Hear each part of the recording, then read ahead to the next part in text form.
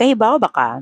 Adunay mga group of words nga naay subject o verb pero dili maka-stand alone as one sentence. Napoy murag sentence tan-awon kay gicomposed of daghan nga group of words pero dili kompleto sa parts, either kuwangag subject or kuwangag predicate. Mao kung isuwat ni sila nga peryodan sa tumoy mahimo silang sayop nga pagkasuwat. Ang tawag nila sentence fragments. Gitawag silag sentence fragments kay dili sila kompleto sa parts para mahimong complete sentence. Tipak or parte ra sila sa sentence.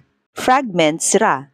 Kasagaran mga subordinating or dependent clauses ni sila or mga group of words nga naay subject o predicate pero nagsugod sa subordinating conjunction sa maaning mga naas lista.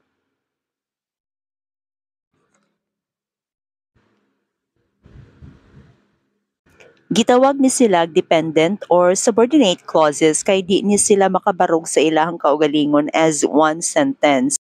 Labi nag-isuwat, kuyugan jud sa mga main or independent clauses sama ani. Usahay pod, ang mga phrases nga naay kuyog nga long descriptions gamit ang relative clauses isuwat nga murag sentence. Sentence fragments pod na sila pareha ani.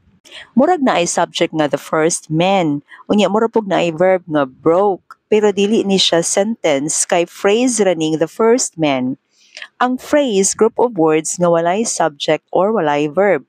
Either ang topic ra or ang action ra. Dili kompleto. Ang ngayon running phrase pang title or pang describe sa ubang parts sa sentence.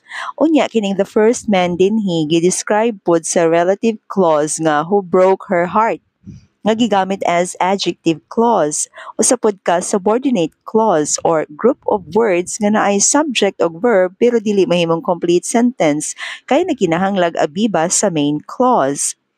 Gigamit ra ning who broke her heart dinhi pang describe sa man. Wala joy gipakitang predicate ning word nga man, walay action nga gihimo or himuon ang topic dinhi nga man. Mahimo ni siyang complete sentence kung inganion nato.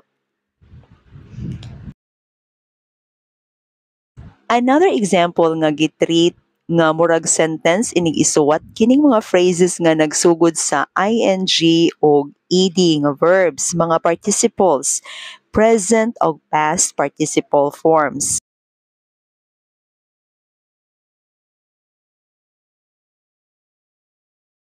Again, basta gani ang group of words nga naay subject o verb pero nagsugod sa subordinating conjunctions pareha aning nasa lista, unya butang ag period, sayop na kay dili na sila complete sentence.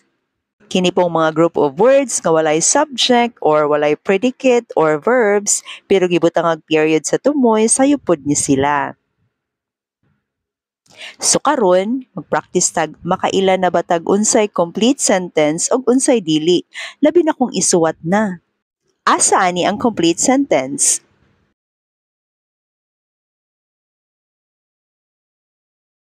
Mao ni.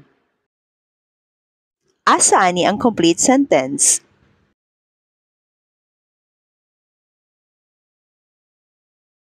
Mao ni.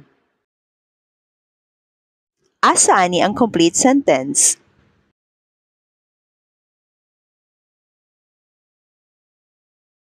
Mao ni. Asa ani ang complete sentence?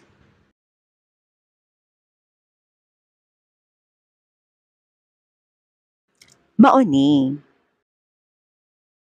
Asa ani ang complete sentence?